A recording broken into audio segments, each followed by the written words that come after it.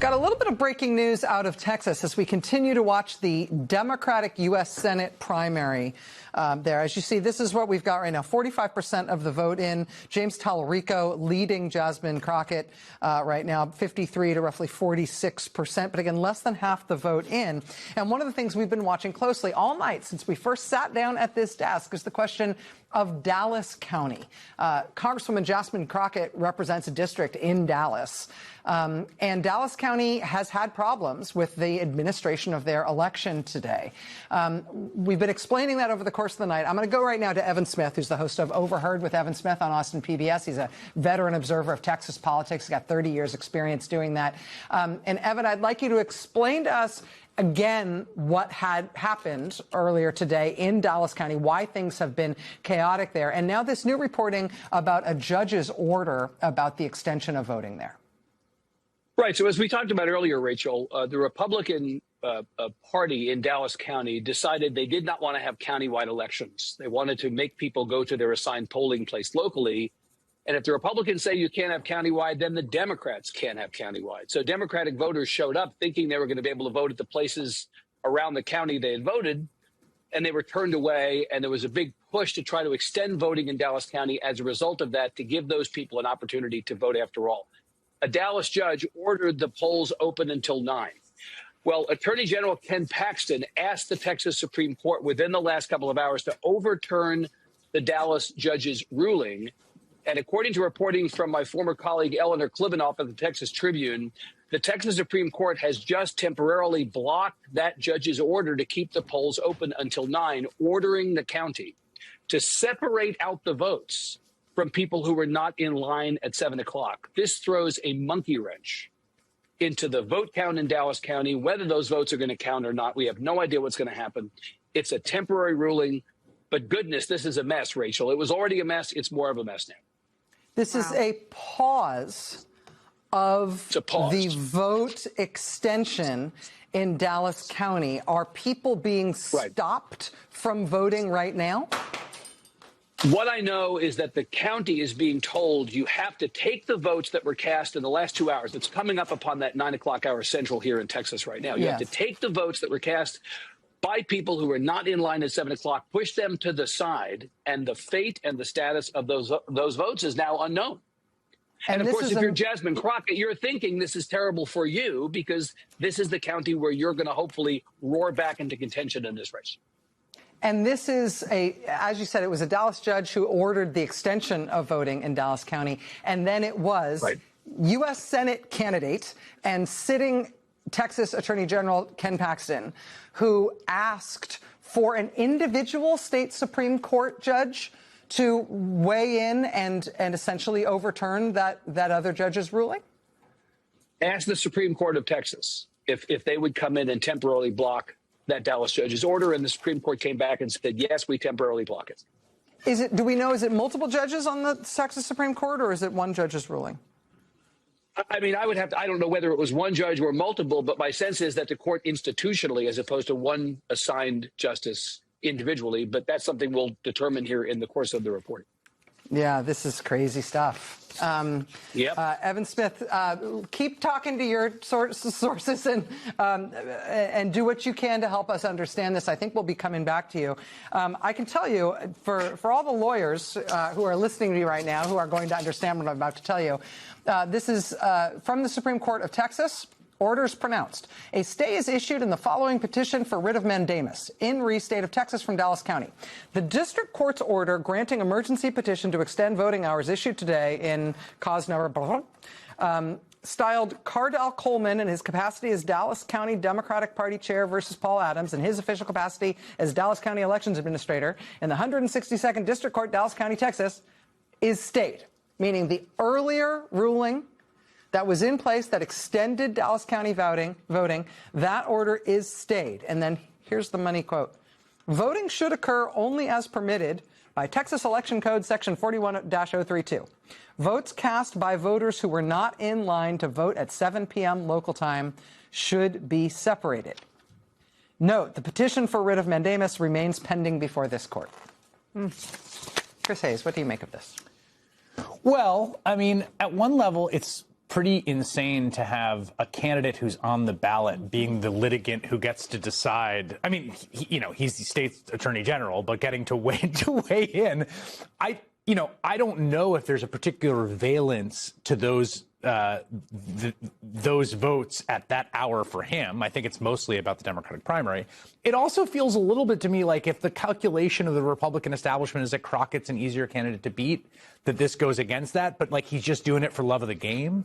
Yeah. You know what I mean? Like he's just super committed to making it hard for people to vote as just a deeply held view. And you know what I mean? Like and making it hard to vote in Dallas. Yes, so right. in a big purple/red state, you take the cities that are very blue and you say those places have terrible voting. Look what a mess. And so there's not like 3D chess here. It just seems like I don't like the fact that they extended voting hours because there's confusion. I want them to take that back. But, Chris, the three-dimensional chess is tonight isn't that important. It's November. So as soon as they're starting to cause chaos and mistrust now, things are messy. When they're disastrous in November, it's like, well, we saw this coming.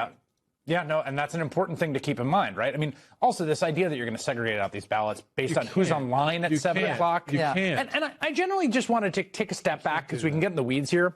There is no reason to think that there's any illegitimate or fake votes in the entire pool. Yes. There's no reason to think any of that. No voter did anything wrong. No one did anything wrong. There was confusion. So, like, you should always default to what will allow the most amount of actual legitimate voters to cast votes in an election. Again, whoever it is, whether that would benefit a Republican candidate or a Democratic candidate or the candidate you want or the candidate you don't, like just as a general principle. Yeah. And one of the things that's crazy about the world we live in, it is increasingly going to be the case that there are going to be places in which lower voter turnout would probably help Democrats and Republicans.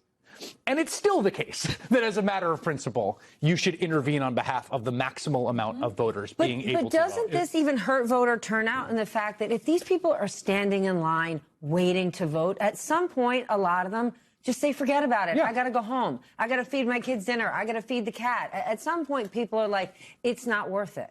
They do. But I would bet that's a smaller percentage of the people standing in line, number one. Number two, again, Republicans using the boniest part of their head right now in looking at this are not understanding what they're doing. They're setting up Texas to flip in November because they are systematically pissing off the voters there at the end of the day. There are, as we've already indicated tonight, there are voters who are moving out of the Republican column to vote in the Democratic primary because they do not like what the Republicans are doing. There are more Republicans who are voting tonight in the Republican column who are looking at this, who are saying, well, why are you doing? First off, what does this have to do with the Republican primary? How does this impact Ken Paxton, right? There is no impact on Ken Paxton. To your point, Chris, this is a maximalist impact that they can bring to bear on what they want to label as corruption. To your point, it sets up the argument and the narrative that they want to put in place this November across the country. Yes. When that confusion sets in, when voters are bemused and don't know and they show up at the wrong polling place, see, we told you there was corruption, shut it down. Well, and the narrative, let's be specific about it, right? The narrative from Trump and the Republicans, from Trump in particular, from the Trump movement, is you can't trust votes that come from Democratic strongholds. Yes. So you can't trust votes from cities. You can't trust votes from places that have lots of people of color. So they're trying to make, I mean, it makes sense to fit the political narrative to try to make the Dallas votes, and I'm sure they hope the Houston votes or any other votes that fit that narrative seem as unknowable as possible so as to create a pretext for being able to exclude them from the totals from that state. And if we go upstream causally, the whole reason we're here, right, is because the Dallas County GOP refused to co-sign a memorandum of understanding to allow countywide voting.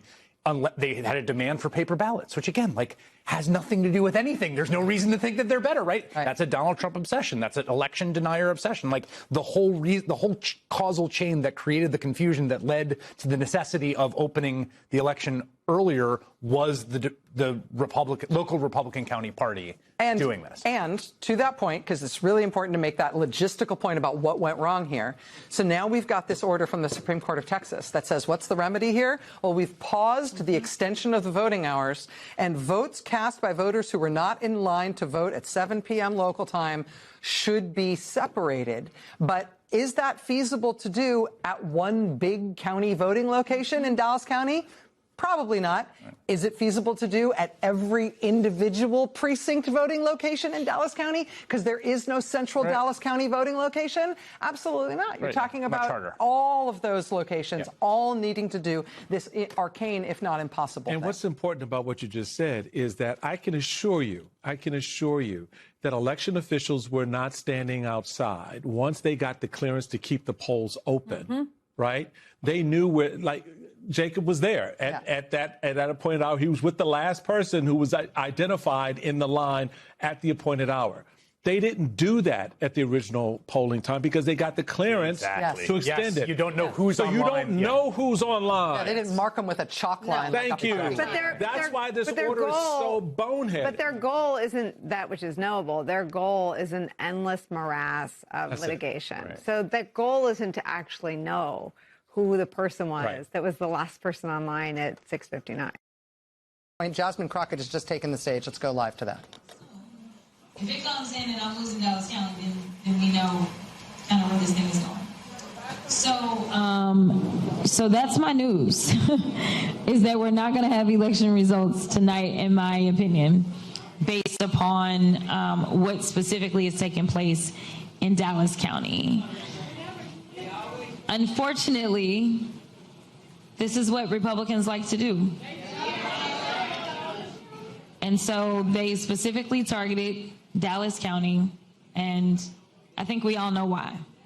So I want you to enjoy yourselves, but I won't be back tonight because I have no idea of when we're going to get results, and I fully anticipate it won't be until tomorrow.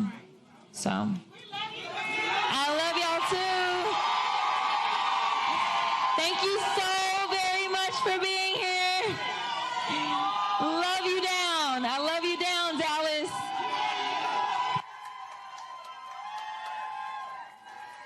Jasmine Crockett speaking live in Dallas right now. We got to that as soon as we realized she was up at the podium there, but you heard the nut of what she said. She said they are not expecting to have results tonight.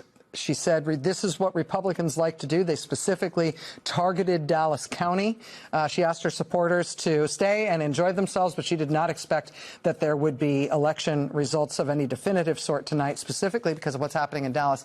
Meanwhile, we're going to go back to Rosa Flores, who is in Dallas County right after this from Ali Velshi, because while Jasmine Crockett was saying that, we actually did get in a bunch of votes. Well, a lot of votes. We're now up to 59% in the state, and the lead, Tallarico's lead, has narrowed. It's now 51.8 to 46.9, and a lot of that is because we finally have got some votes in from Dallas, and a lot of them. That vote just dumped 61%. We went from 0 all night to 61%. Jasmine Crockett has got a lead there. It's 60 to 38. It's significant, but this is early vote. This is not day of vote. Obviously, the big issue right now is what that day of vote is going to be. So we're sort of stuck in a lot of places at the 60-ish point. There's some smaller counties that were easy to count, and the numbers are much higher. But generally speaking, in major centers, we're in this area. Look at Travis County, which is Austin. This is 60%. This is Tallarico's home. He's at 76 to Jasmine Crockett's 23. Let's go to Houston, where Jasmine Crockett was expected to do very well with 2/3 of the vote in. Her lead is narrowing, 53.5 to 45 for Tallarico. In Fort Bend, 3/4 of the vote, 77% of the vote is in, 60 to 36. So again, this really is anybody's game right now. This is a jump ball. It is unclear what's going on. Clearly, Jasmine Crockett believes this will not conclude tonight, as she just said, and we may be believing the same thing. I want to just quickly jump over to the Senate contest there, the GOP Senate contest. Again, 43% is where John Cornyn, the incumbent, is at. Ken Paxton is trailing with 40%. He's behind a lot of what just happened in Dallas County for reasons that are not clear. Wesley Hunt is staying at 13%. He's been at 13% all night. I just want to go to Dallas County and show you this. This is the Republican Senate contest in Dallas County. Look how far behind Ken Paxton is. He's involved in these shenanigans in Dallas County. His vote and Wesley Hunt's vote do not add up to John Cornyn's vote in Dallas County. I don't know whether that's relevant to why Ken Paxton went to court tonight to shut down the votes of those who were in line after 7 p.m., but it is a place where Ken Paxton is not doing well. All right, I want to go right back to Dallas County right now. Rosa Flores standing by. Rosa, I very, very rudely interrupted you while you were starting to tell us about your communications with Dallas County. I only did that because we had that live feed to take from Jasmine Crockett. Please start over again. Tell us about your communications with the county. What happened in those communications tonight? Yeah, so how they explained it to me is because the Texas Supreme Court struck down the lower court ruling, which extended voting for the Democratic primary from 7 p.m. to 9 p.m. Central Time, all those ballots that were cast, Rachel, between 7 p.m. and 9 p.m., those will be, quote, separated and kept. Now, the big question is, will they be counted? And I can tell you from talking to voters who had gone to multiple polling places, trying to find the right polling place, one woman who was in tears earlier today, and a woman that I literally interviewed moments before the polls closed because this Texas Supreme Court ruling came down. They were all worried about their vote counting, and they were all talking about how this was, quote, voter suppression because they were really trying to vote and they just couldn't vote. Like I said before, I'm a data girl, Rachel.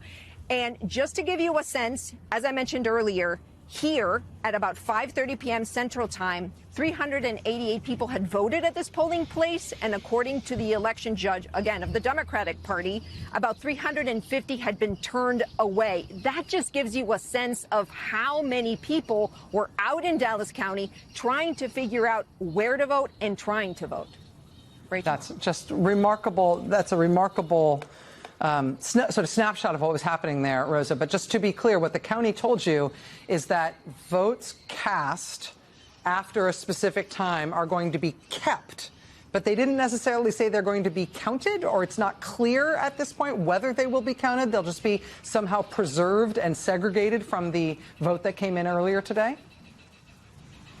You're absolutely right. And I followed up with that, Rachel, because I was very curious about what that meant. Does that mean that they keep them just for now? And the individual from the spokesperson from the county didn't go into specifics because, of course, that's a lot of legalese. And she was like, I can't speak for the Democratic Party because this is a challenge that the Democratic Party is putting forth. But she did say that they will be kept. But from talking to all of the voters today, I can tell you that what they were worried about was their vote counting, especially because they had gone through, in essence, through all these hoops to try to vote, trying to figure out, OK, wait, where do I vote? Even the website crash, Rachel. So people who were trying to figure out where can I vote, they couldn't even find out where to vote because the website crashed. So there were just so many hurdles that these voters had to go through just to cast their ballot today. Rosa Flores for us in Dallas County, Texas. Rosa, I know we will be back with you. Keep reporting whatever we can learn about how this is going to be worked out, what's going to be the dispensation of those ballots, how voters can, if they can, be reassured about how this has been administered in Dallas County. It's all really, really important. Thank you. We're grateful for you being there. I need to jump in here. We do have a projection to make in the Texas Senate primary on the Republican side. There you go. John Cornyn, the incumbent Republican U.S. Senator from Texas, and Ken Paxton, the Texas Attorney General, will both advance to a runoff election, which will be held on May 26th in Texas, in order to simply pick which Republican candidate will represent the party on the U.S. Senate line of the ballot in November. This is a remarkable situation for an incumbent U.S. Senator to be in. As far as I know, correct me if I'm wrong, I don't think Cornyn has ever lost by anything smaller than double digits. He's never not won by double digits. Yeah. In Texas, he, again, as Jen Psaki was noting earlier this evening, about a year ago, was very close to being elected Senate Majority Leader in the United States Senate, and now is paddling for his life in terms of this runoff. And I think it's important to just remind people that he won this barely, or has a couple points ahead of Paxton by spending a boatload of money, a lot of money from outside groups. He really battled to get that 43% to 40.4%. And the difference now between them, and I saw somebody quoted saying this, you love voters because they say things, you're like, that sticks with me, who said, you know, I like John Cornyn. He's not bad. But Ken Paxton, like, I'd walk across hot coals for that guy, right? And if Ken Paxton has, I know he's corrupt, I know all of the things about him, but if he has the fire in the belly of his supporters, John Cornyn still has a huge problem here. And if you think that John Cornyn spent a lot to get here, just wait how much gets spent in the next 12 weeks. 70 million in ads. Yeah. I mean, they're going to put Donald Trump in like a Truman Show compartment so that he can't intervene in the race at all. I mean, I'm telling you, because, I mean, he is dispositive here, right? Like, if he comes down either way, all of this is directed about dealing with the big guy. And I will just share this with you. John Cornyn reacting to the news that he will be going to the runoff against Ken Paxton. Cornyn said this, quote, Texas Republican primary voters will learn more about Ken's indefensible personal behavior and failures in office. Quote, Judgment Day is coming for Ken Paxton. Thank you all. That's going to be a lot of fun. I just want to react to John Cornyn's statement. I mean, one of the things that's so sort of fascinating and sort of grimly comedic about watching these sort of battles in the era of Donald Trump is like, Donald Trump is the president of the United States, so you're going to attack a Republican because what? He was corrupt. He self-dealed. He stole from the public till. He acted terribly in his private life with women. Like, does that work anymore? I mean, there is this sense that, like, maybe it does. Maybe there's a different set of rules for Donald Trump, and you can still run a campaign against your opponent in a Republican primary in which you basically say, this person is of such low character, you should not vote for him. But that has been a tougher and tougher and tougher sell in the era of Donald Trump, who basically occupies the status of anti-hero in the imagination of Republican primary voters. And the more that you talk about, him or in his character, the more they're like, that sounds great to me. And let's just to set the table in terms of what's going on with Paxton. So Cornyn has been running ads against Paxton in this primary, calling him a wife cheater and fraud. He's noting that Paxton's wife filed for divorce from Paxton on, quote, biblical grounds, which, as we noted earlier, was not about, it was not about like the eating shellfish. The shellfish restrictions in Leviticus, exactly. He then explicitly says in the ad, Paxton then has since started sleeping with a married mother of 7. I mean, we're really getting into the nitty-gritty in terms of what's in these ads. Paxton was overwhelmingly impeached by Texas Republicans in the state legislature. They impeached him by overwhelming numbers in 2023. That was him allegedly abusing his office in order to conceal an affair. He's also been under federal investigation for bribery allegations. DOJ only declined to prosecute those bribery allegations in early 2025. He also was under state securities fraud investigation and had to pay hundreds of thousands of dollars to settle those claims with his alleged fraud victims. And it's a 2.5-point race tonight, right? So, I mean, but it isn't. There's 12 points, 13 points that Wesley Hunt has as of right now, and that's what this next stage is going to be about. Yeah. It's going to be about going after those, and in the generally, the way it works with an incumbent like this, when you have a chance to vote against the incumbent, you make your best pick in voting against the incumbent. That Wesley Hunt vote easily could have gone to Paxton. Paxton's a much bigger candidate. They chose not to. There's something about those voters that they don't want to go for the wife cheater and fraud. And Rachel, the most interesting thing about that ad against Paxton is that Cornyn didn't pay for it.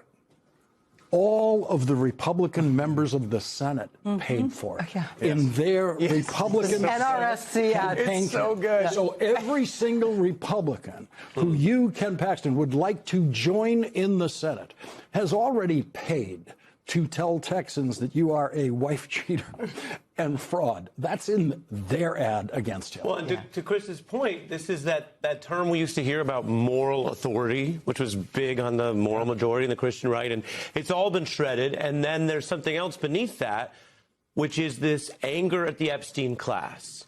And part of that has been exposed to be bipartisan, and you can look at some of that, and there's been accountability efforts on that. But a lot of it is Donald Trump, from being someone who partied with Epstein and hung out with him and sent him a vulgar birthday card, to being a president whose DOJ fought against any transparency or accountability for the Epstein class. And so it's beyond ironic. It's ridiculous that Donald Trump ever rode the wave of any of that. And yet it does seem like there's some comeuppance because there are people who are angry about that stuff and the wider elitism and the idea that these rules that have been subjected to everyone but the people making them is a powerful double standard argument. And so it's like, if you should get a second chance because you had a marijuana offense in college and still be able to get a job, right? A lot of people say second chance. These people would say no, not if you're a regular worker or you're from a marginalized community. And they would lecture and they would talk about welfare queens.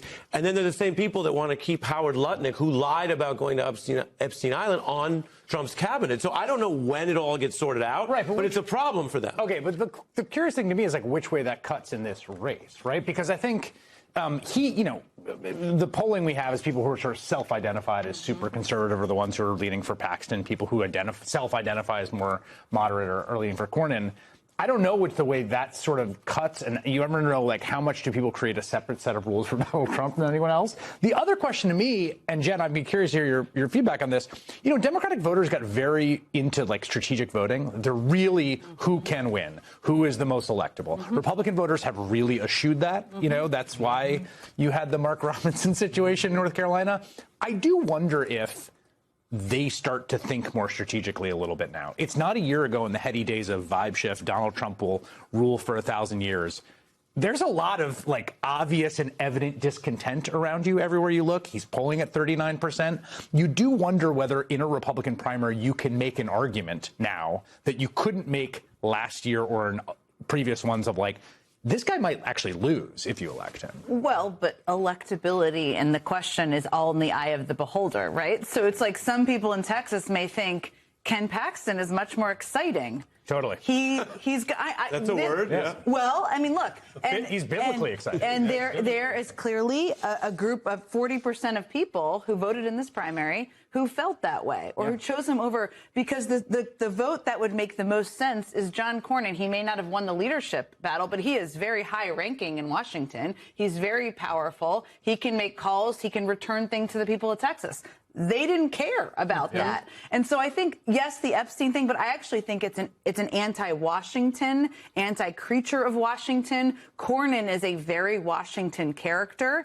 And it's interesting to me, and you may be right about this group of voters and who he can get, but he's doubling down on his closing ad strategy, essentially, with this statement. Yes. I mean, this is like... Judgment Day is coming for Ken Paxton. Texas Republican primary voters will learn more about Ken's indefensible personal behavior and failures in office. Because that message crushed it in the closing ads. I mean, that's what he has right now. So he's making a bet. He can pick up those people. Maybe he can, maybe he can't. We'll see. I'm just amused by the thinking here, because in the midst of all of this about Ken Paxton and Trump, you have in a congressional district one Representative Gonzalez, who himself is a creature of Washington, who himself has all kinds of dirty laundry that has been exposed, and yet he's winning his seat. Totally. And so this is the Republican Party.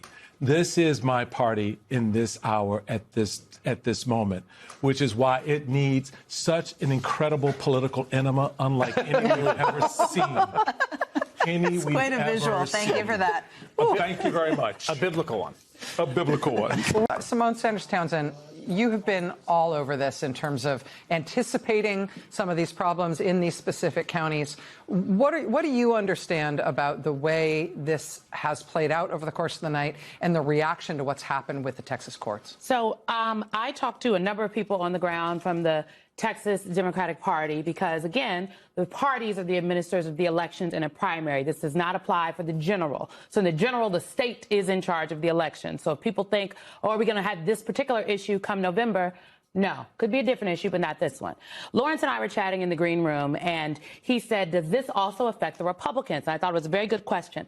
I asked the chair of the Texas Democratic Party, and the chair said it is their understanding that the judge's order is specific to the Democratic primary because, again, they didn't do a joint primary. So it is only the Democratic votes in Dallas County. The particular law that is being cited, Texas Democrats at large, they, if we look at the lawsuit that was filed by the Dallas County Democrats, not the Texas Democratic Party. I say that because there are factions within the Texas Democratic Party that say, Texas law is very, very strict. And it's very strict about when people can vote. Texas law, a law from 1985, says that the voting in Texas is from 7 a.m. to 7 p.m. There's only been one time in our recent history since that law it's 40 years. Law is older than me. It's only been one time in our history, in May of 2024, that an extension has been given, and that was very specific. In Dallas County, a judge said there was a disaster because power was out in polling places in May of 2024. And because the power was out in about 100 polling places, they needed to extend the voting in those polling places. And that voting was extended for that very particular reason. But tonight, what we are seeing, to the conversation you all were having earlier, is the first time that this 1985 law has been challenged directly in this way. And yes, it is the Ken Paxton, who is a candidate on the ballot. Again, this doesn't affect them. It's just about the Democrats. They are weaponizing a law that has been on the books for 40 years to throw chaos into what is happening in the Democratic Party. The last point I'll make is this. There are a lot of votes out there. No one's going to count their chickens before they hatch, or their eggs, if you will. We have not heard from I've reached out to people within the Tallarico campaign. They are not saying whether or not yet they are of the belief that Jasmine Crockett is, that we will not know tonight. They are reserving their comment. So if they have some comment, I'll come back. I know Eugene is also talking to them. But I think that we are in a place now where come tomorrow, there'll be some people that'll say, Jasmine Crockett lost this race because of what Republicans did. And then there'll be some people that say, I think she just lost this race because she didn't run a good campaign. Either way, the narrative on this is now up in the air because of what the Republican in Texas decided to do to play in the race. I was going to say, that to me is the most important part of this. I don't want to get lost in the weeds here, people. I really don't. This is an orchestrated, coordinated effort, period. It has been from the very beginning. I just want to know, but it is the law. That is the point I want to make here. It is the law. It is the law. But we've already seen now in Texas and across this country how the law can be weaponized and used to full effect when you want to move the needle in a certain direction, if you want to stop something. And so I just find it, why does Paxton care whether or not Democrats, given the confusion that was wrought in this situation, want to vote for an extra 2 hours? Doesn't change his numbers, right? Doesn't change what's happening on the Republican side. So what do you care for? It's not about where we're standing up for the law. Well, you're reaching back 40 years plus to stand up for a law that no one's had to invoke before. So, I just think we need to understand what's going on here, very much to what Stephanie was saying before, and what a lot of us who've been working in this space and hearing on the ground, that all of these things are storylines that are being created that will be used later on. And we just need to understand how they're going to be used now, so we recognize it when they're used later. There is one other element of what's going on here. It's being reported out by the Dallas Morning News that some of the confusion, some of the chaos, some of voters being told to go the wrong place may be the fault, or may be attributable to the fact that Texas Republicans just changed all their congressional district boundaries right before this election, and they maybe didn't follow through on all the logistical work you need to do to make sure that people still get to vote in the right place after you've done that. We've got more reporting on that.